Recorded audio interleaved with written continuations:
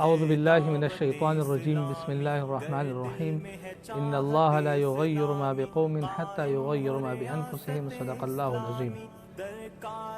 دی ویډیو پیغام په ذریعہ باندې د پی کې 80 عوامو ته زه دا پیغام ورکول غواړم چې 13 کالونه پی کې 80 د مسایل د حل کېدو په ځای باندې په مسایلو کې اضافه شوې ده.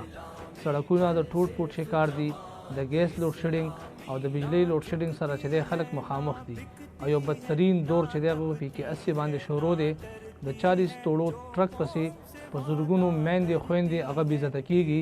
دا د 13 حکومت د ناکامۍ ثبوت دی.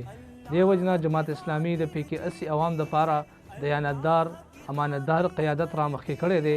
د محترم طارق متین صاحب سابق ناظم شاهین مسلم ټاون په صورت کې زما د پی کې 80 عوامو نه دا درخواست دی چې د پی کې 80 مسایلو حل د پاره جماعت اسلامی باندې اعتماد وکړي، ترازو نشان باندې اعتماد وکړي. ان شاء الله ستاسو د مسایلو حل صرف او صرف جماعت اسلامی دی.